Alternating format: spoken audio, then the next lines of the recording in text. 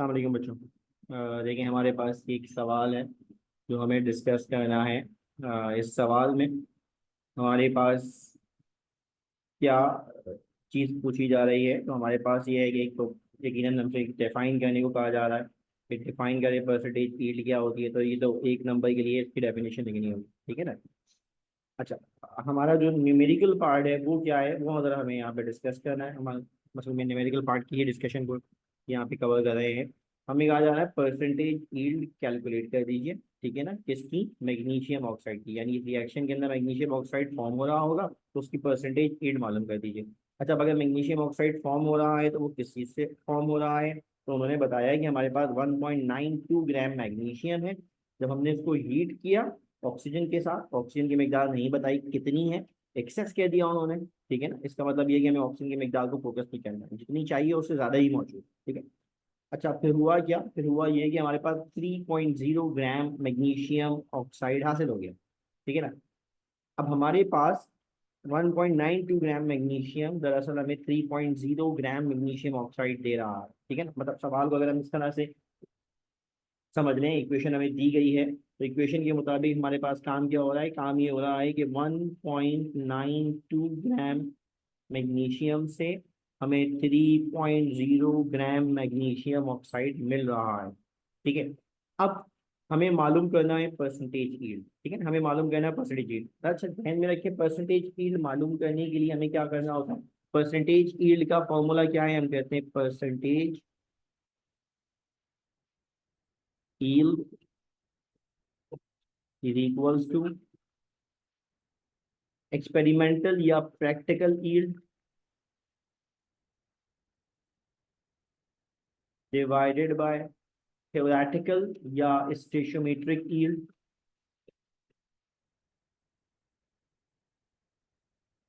Multiplied by percentage मालूम करना है तो 100, ठीक है ना। अच्छा, अब इस सवाल के अंदर हमारे पास यानी परसेंटेज यील्ड मालूम करने के लिए हमें दो चीजें पता होनी चाहिए, प्रैक्टिकल यील्ड और थ्योरेटिकल यील्ड। अच्छा, प्रैक्टिकल यील्ड वो एक्सपेरिमेंटली हमें जो अमाउंट ऑफ प्रोडक्ट हासिल होता है उसे हम प्रैक्टिकल यील्ड कहते हैं। माने यहाँ पे हमारे पास प्रोडक्ट है मैग्नीशियम ऑक्साइड, और अगर आप सवाल को गौर से देखें तो उन्होंने ऑलरेडी आपको मैग्नीशियम ऑक्साइड की मिकदार जो एक्सपेरिमेंटली ऑब्टेन्ड हुई है वो आपको बता दी है, विच इज 3.0 ग्राम। जिसका मतलब ये बनेगा कि ये जो 3.0 ग्राम मैग्नीशियम ऑक्साइड हमें दिया गया है, ये दरअसल वो मिकदार है जो एक्सपेरिमेंटली डिटरमिन्ड हुई है।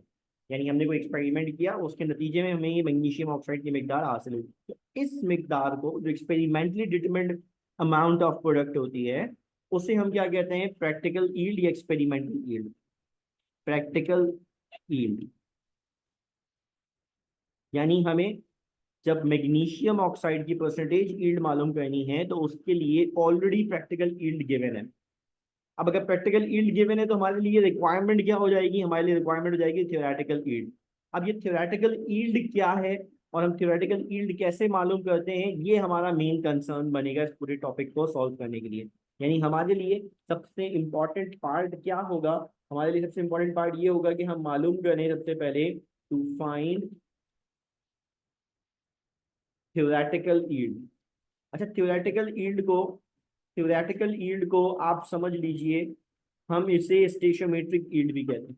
यानी वो मिकदार किसी भी सब्सटेंस की, लेट्स से प्रोडक्ट की, वो मिकदार जो हम स्टेशियोमेट्री से कैलकुलेट करते हैं, स्टेशियोमेट्री से डिटरमाइन की जाने वाली वैल्यूज को दरअसल थ्योरेटिकल यील्ड कहा जाता है ना। वो मिकदार जो हमेशा हम स्टेशियोमेट्री से मालूम करते हैं, मास मास मास वॉल्यूम या वॉल्यूम वॉल्यूम रिलेशनशिप से मालूम करते हैं, वो दरअसल कहलाती है थ्योरेटिकल यील्ड, ठीक है ना। स्टेशियोमेट्रिक यील्ड या थ्योरेटिकल यील्ड या इस तरह का ये बैलेंस केमिकल इक्वेशन से कंपेयर करके जो हम मिकदार मालूम करते हैं उसका नाम होता है थ्योरेटिकल यील्ड या प्रैक्टिकल यील्ड, ठीक है। तो आपसे ये डिफाइन करने के लिए पूछा जा सकता है कि थ्योरेटिकल यील्ड कैसे कहा जाता है, तो थ्योरेटिकल यील्ड से मुराद क्या है ये जरा ध्यान में रखिएगा, ठीक है।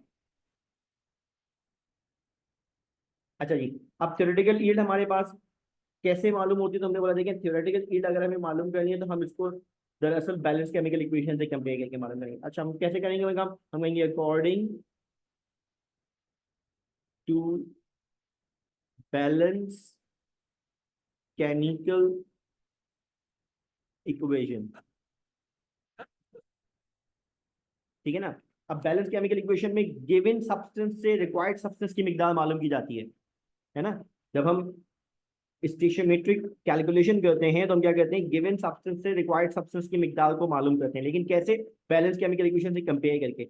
और केमिस्ट्री का जो कंपेयरिंग यूनिट है, या केमिस्ट्री में क्वांटिटेटिव यूनिट है, अगर हम केमिस्ट्री में क्वांटिटी को डिटरमिन करना चाहते हैं तो उसके लिए हमें जरूरत पड़ती है मोल रिलेशनशिप्स की, ठीक है ना। केमिस्ट्री में हमारे पास जो क्वांटिटी को डिटरमिन करने के लिए, क्वांटिटेटिव एनालिसिस के लिए जो यूनिट इस्तेमाल किया जाता है वो ग्राम्स नहीं है ना, वो ग्राम्स नहीं है, वो मोल है, इवन मॉलिक्यूल्स हैं, या सॉल्यूशन में चले जाएं तो कंसंट्रेशन है, मोलैरिटी जिसे हम कहते हैं आमतौर पर, ठीक है। तो ये हमारे पास यूनिट है। फिलहाल तो मोलैरिटी वाला पार्ट नहीं है, तो हम इसको यहाँ पे ऐसे ही सॉल्व करते हैं। हम क्या कहते हैं, हम कहते हैं देखिए गिवन कौन है, मैग्नीशियम, तो हम कहेंगे 2 मोल्स ऑफ मैग्नीशियम। रिक्वायर्ड कौन है, मैग्नीशियम ऑक्साइड, तो हम उसको इक्वल्स टू के बाद देख देंगे। और कितने मोल है इक्वेशन के अंदर, उसके भी 2 मोल है, 2 मोल मैग्नीशियम ऑक्साइड, ठीक है ना, 2 मोल मैग्नीशियम ऑक्साइड। ये हमारे पास बैलेंस केमिकल इक्वेशन से कंपेयर करने के लिए। अच्छा, अब हमें क्या काम करना है, हमें नंबर ऑफ मोल्स को एज इट इज कॉपी कर लेना है, ठीक है ना।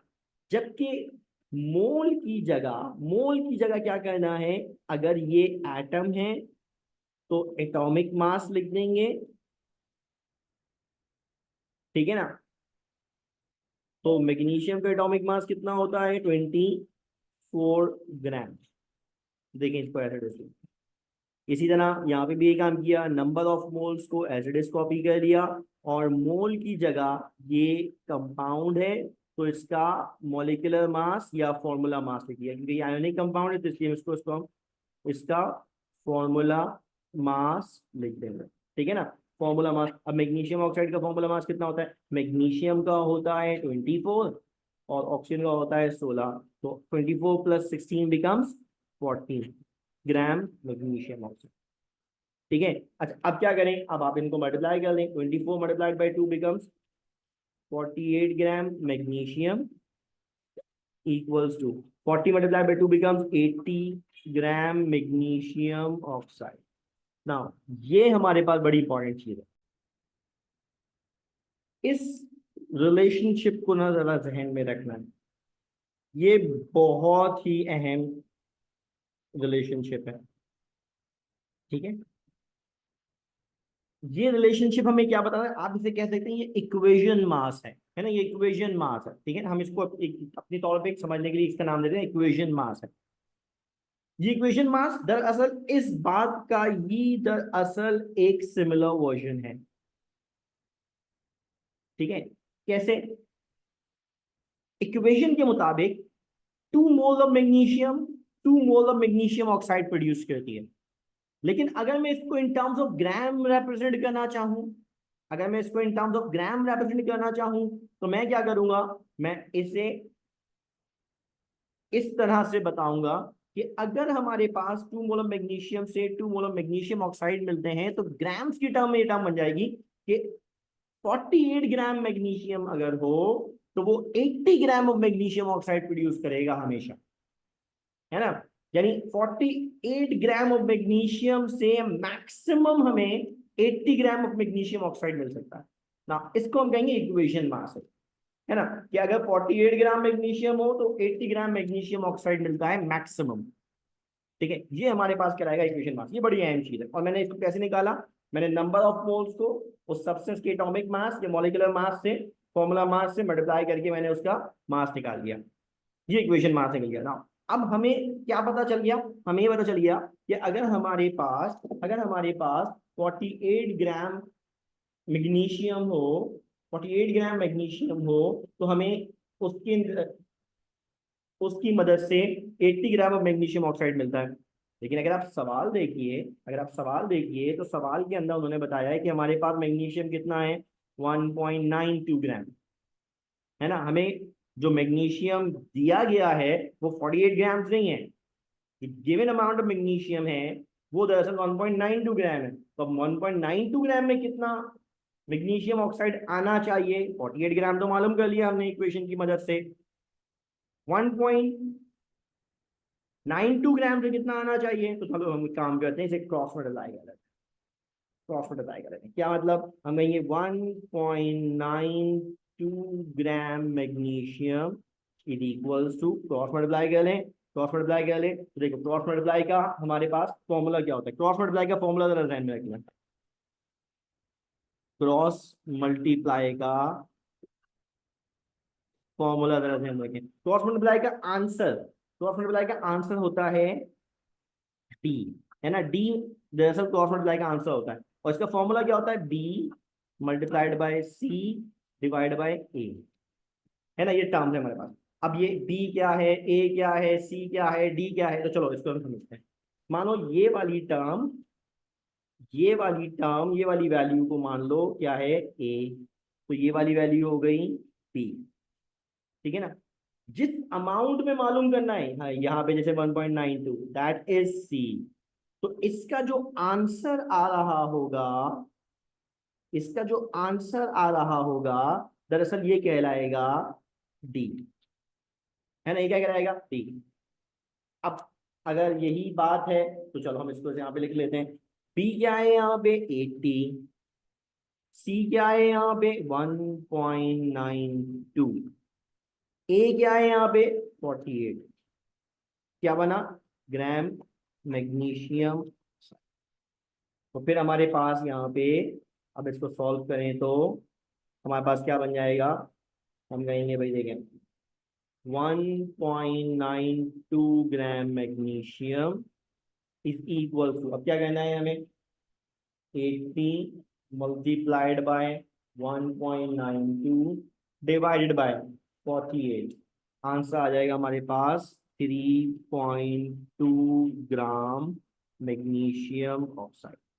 ना, ये जो मिकदार हमें मालूम हुई है, ये मिकदार दरअसल कहलाएगी theoretical yield of magnesium oxide, कि एक्चुअल में हमें मैग्नीशियम ऑक्साइड कितना मिलना चाहिए था, है ना, एक्चुअल में हमें मैग्नीशियम ऑक्साइड कितना मिलना चाहिए था, 3.2 ग्राम मैग्नीशियम ऑक्साइड हमें मिलना चाहिए।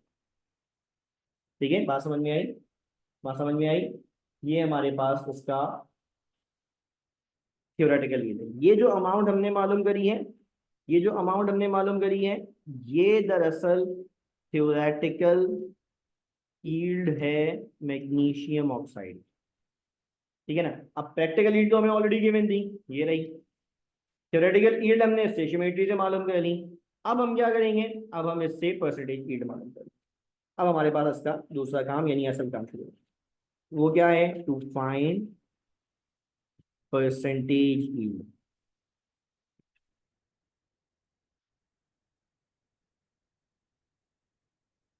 परसेंटेज यील्ड मालूम करना है भाई, तो percentage yield is equals to practical yield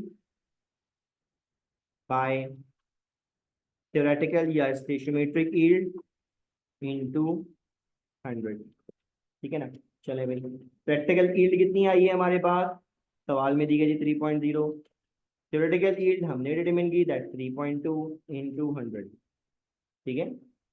तो हमारे पास परसेंटेज यील्ड किसकी, मैग्नीशियम ऑक्साइड की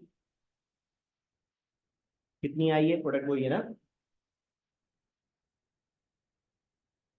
दैट 93.75,